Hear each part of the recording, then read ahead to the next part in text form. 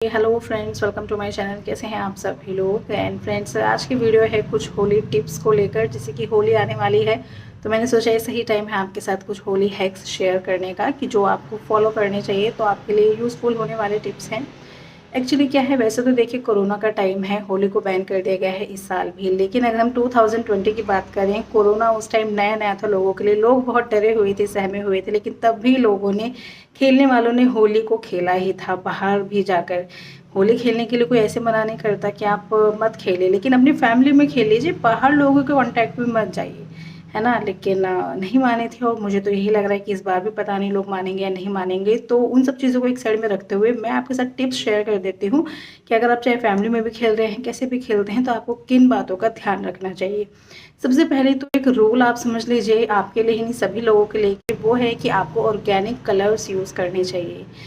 आप ये मत सोचिए कि दूसरे ऐसे यूज़ करते हैं, आप अपने से ही चेंज लाइए। हो सकता है दूसरे भी आपको देखकर अपने आप में चेंज लाए। तो हमेशा ऑर्गेनिक कलर्स का यूज़ करना चाहिए। एक फेस्टिवल है तो इसको जो एंडिंग होती है वो फेस्टिवल की तरह ही एंड होना चाहिए। सबके चेहरे पे स्माइल होनी चाहिए। ऐसे नहीं है किसी को इरिटेशन होती है, किसी की आंखों में प्रॉब्लम है, कुछ कुछ चीज़ें हो रही हैं, ऐसी चीज़ें नहीं होनी चाहिए, है ना। तो एक सेफ होली खेलनी है, अपनी फैमिली में होली खेलिए एंड ऑर्गेनिक कलर्स का यूज़ कीजिए। तो फ्रेंड्स, अब हम अपने मेन मुद्दे पर आते हैं। हम बात करेंगे कि होली खेलने से पहले, होली खेलते समय और होली के बाद आपको किन बातों का विशेष तौर पर ध्यान रखना चाहिए। सबसे पहला जो काम होता है वो होता है होली के लिए कपड़ों का सिलेक्शन।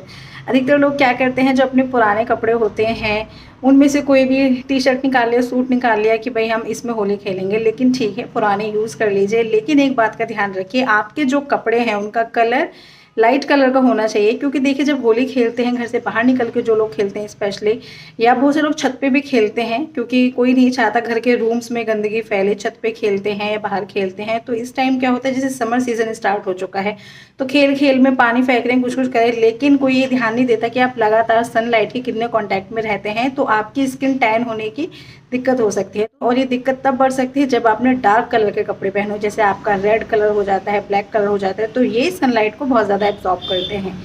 तो आपको क्या करना है, लाइट कलर के कपड़े पहनने चाहिए, जैसे कि आपका वाइट कलर हो जाता है, या और भी कोई आप लाइट शेड ले सकते हैं, डार्क शेड ना लें।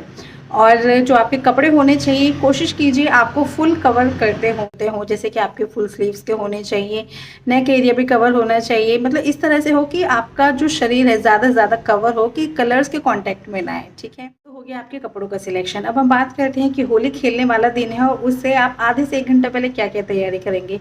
सबसे पहले तो आप अपने पूरे शरीर को अच्छे से मॉइस्चराइज कर लीजिए। आपका जो बॉडी पार्ट्स हैं सबको अच्छे से मॉइस्चराइज कीजिए। सेकंड थिंग, अब हम स्टार्ट करते हैं हेयर से। तो हेयर सबके लिए कितने ज़रूरी होते हैं कि उनमें डैमेज ना हो। वैसे ही हम कुछ कुछ ढूंढते रहते हैं कि ये वाला शैम्पू हमें सूट कर जाए, ये वाला कंडीशनर हमें सूट कर जाए। हमारे बाल झड़े, बालों की समस्या अधिकतर लोगों को बहुत ज़्यादा होती है। तो कोई नहीं चाहता कि कलर्स पड़े और उनको डैमेज हो जाए। तो आपको क्या करना चाहिए, अच्छे से अपने बालों की ऑयलिंग करनी चाहिए। और ऑयल मैं कहूँगी आप कोकोनट ऑयल यूज़ कीजिए, बहुत अच्छा रहता है बालों के लिए वैसे भी। तो आप कोकोनट ऑयल से अपने बालों की अच्छे से चंपी कर लीजिए होली खेलने से पहले। और अगर आप गर्ल हैं तो या तो अपने बालों का बन बना लीजिए, और मैं तो कहूँगी देखो, बन भी कई बार खेलते टाइम खुल जाता है, तो बन भी नहीं, आप टाइट करके, टाइट से जो ब्रेड बनाते हैं ना, बालों की चोटी बना लेती, छोटी गूंथ लेती है, तो वो कीजिए। उससे क्या होगा, आपके बाल जो है कम से कम कलर के कांटेक्ट में आएंगे। और मैं तो कहूँगी कि एक स्कार्फ भी आपको भी रखना चाहिए। आप अपने हेयर्स पे स्कार्फ भी यूज़ कर सकते हैं। उसके बाद नंबर आ जाता है आपके फेस का। फेस भी लगातार एक्सपोज एरिया है आपका, तो फेस के लिए क्या करना है, सेम आपको सबसे पहले मॉइस्चराइज कर लेना है अपने फेस को। एंड ये जब मॉइस्चराइजर एब्जॉर्ब हो जाए, उसके बाद एक अच्छी क्वालिटी का सनस्क्रीन लगाना चाहिए आपको। और सनस्क्रीन आप घर से बाहर निकलने जा रहे हैं ना, तो कम से कम आधा घंटा पहले आप लगा लें सनस्क्रीन। तो इस तरह से आपके फेस की तैयारी हो गई है।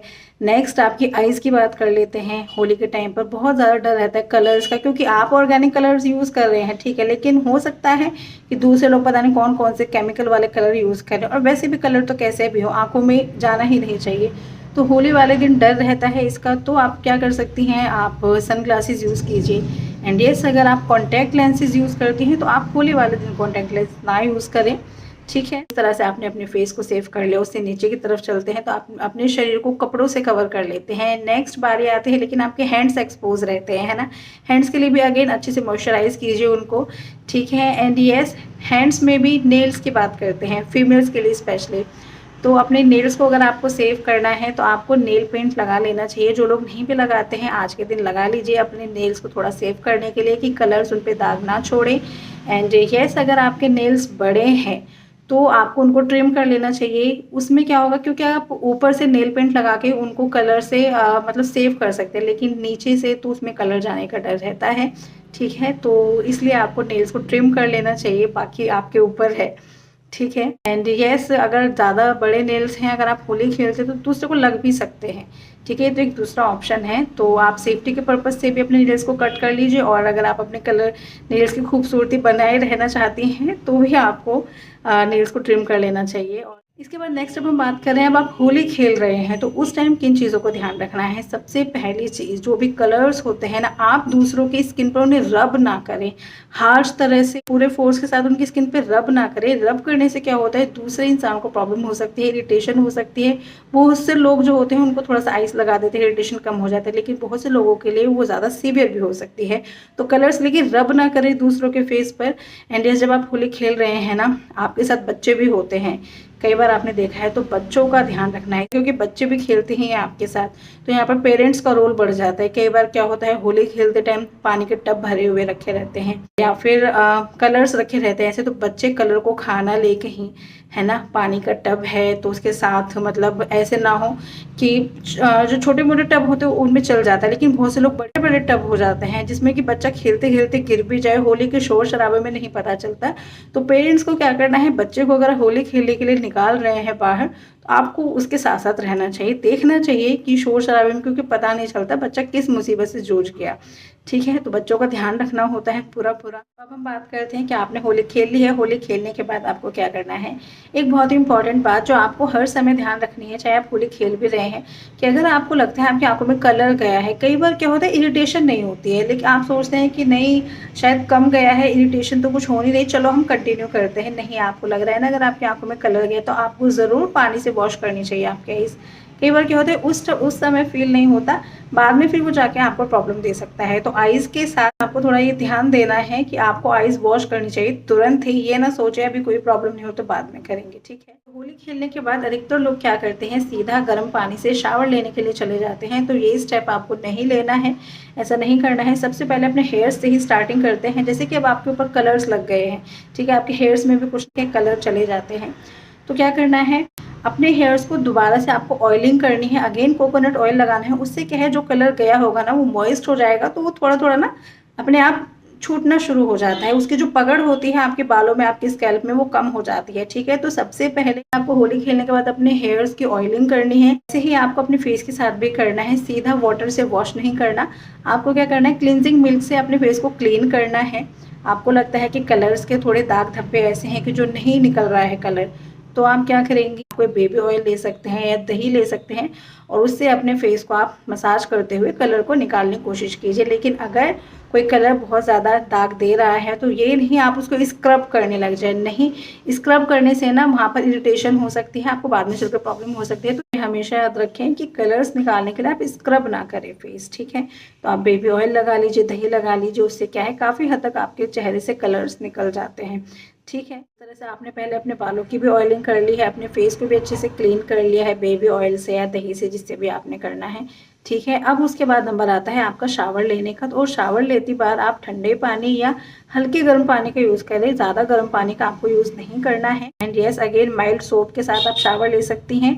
और अगर हेयर्स की बात करें तो माइल्ड शैम्पू एंड फिर उसके बाद आपको कंडीशनर भी ज़रूर लगाना है। ठीक है, एंड यस, जैसे कि आपने शावर ले लिया है उसके बाद अगेन आपको पूरी बॉडी को मॉइस्चराइज करना है अच्छे से। तो इस तरह से आपकी होली की तैयारी होनी चाहिए। होली से पहले की भी बातों को ध्यान में रखिए, होली खेलते समय भी ध्यान रखिए और होली के बाद की भी बातों को ध्यान में रखना है। तो इस तरह से आपकी जो होली होगी वो सेफ होगी, आपको नुकसान नहीं देगी। ठीक है, अगेन अब यहाँ पर एक पॉइंट मैं और कहना चाहूँगी कि अगर आपको कोई रैशेस पड़ भी जाते हैं, आपको लग रहा है कि रैश हो गया है, एलर्जी हो रही है, तो उस पर आप पहले आइस क्यूब लगा सकती हैं या मुल्तानी मिट्टी होती है वो लगा सकती हैं। और आपको लग रहा है कि उससे रिलीफ नहीं मिल रहा है तो फिर आप अपने डर्मेटोलॉजिस्ट को कंसल्ट कीजिए। एक कोशिश हमेशा ये करना कि सारे कलर्स को हमें अभी नहीं निकालना है। ये सोचिए कि इतना जो मैंने स्टेप्स बताए इनको भी करते हैं तो काफ़ी हद तक कलर्स निकल जाते हैं, और जो बच जाते हैं तो ये नहीं कि हमें अभी इनको रगड़ रगड़ के निकालना है, ऐसा नहीं है, 2-3 दिन में वो भी चले जाते हैं। ठीक है, तो आप थोड़ा सा वेट भी करें, वैसे भी अगर आप बाहर निकलती हुई तो सब समझ जाते हैं भाई होली खेलें तो उसके थोड़े बहुत कलर्स बचे होंगे। इतना आपको शर्माने वाली ज़रूरत नहीं है कि आपको एक ही दिन में सारे कलर्स निकालने हैं। तो थोड़े सब्र के साथ हल्के हल्के स्टेप्स के साथ कीजिए। तो आई होप आपको समझ में आया होगा कि आपको कौन कौन से स्टेप्स लेने हैं, होली खेलते टाइम कौन कौन से स्टेप्स को फॉलो करना है। ठीक है। एंड यस, लास्ट में कहना चाहूँगी कि प्लीज़ होली सेफ तरीके से खेले तो ज़्यादा बेहतर है। कोरोना चल रहा है तो घर में फैमिली मेम्बर्स के साथ खेलिए, ऑर्गेनिक कलर्स के साथ खेलिए, तो एक हैप्पी एंडिंग होगी होली में। ठीक है। तो बस यही था आज का वीडियो। आई होप आपको पसंद आया होगा। पसंद आया हो तो लाइक ज़रूर कीजिए और हमारे चैनल को ज़रूर सब्सक्राइब कीजिए और वीडियोस देखने के लिए। वैसे तो पता है इस वीडियो में मुझे नहीं पता क्या होने वाला है, पीछे से लगातार आवाज़ें आई जा रही हैं, इसलिए मैं यहाँ पर बहुत कम रिकॉर्ड करती हूँ। लेकिन जैसे अभी मैं फ्री थी तो ये हाल होता है, यहाँ पर हॉर्न की आवाज़ आ रही है, कुछ कुछ होता रहता है। ठीक है। तो उन सब आवाज़ों के लिए मुझे माफ़ कीजिएगा। ठीक है। आई होप आपको समझ में आ रहा होगा वीडियो थोड़ी सी जैसा भी है। ठीक है। तो हम फिर मिलेंगे नेक्स्ट वीडियो में, तब तक के लिए बाय।